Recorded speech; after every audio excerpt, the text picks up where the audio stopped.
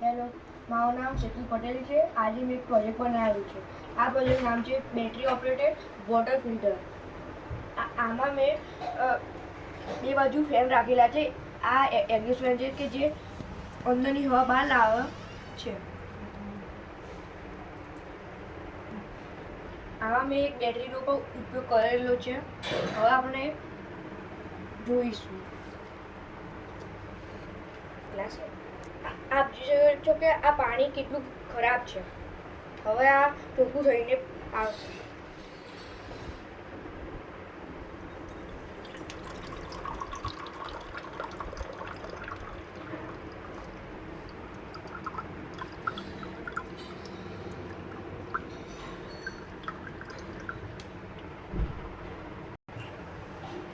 આવી રીતે ફેન ફરે છે અને અંદરની હવા બહાર જાય છે.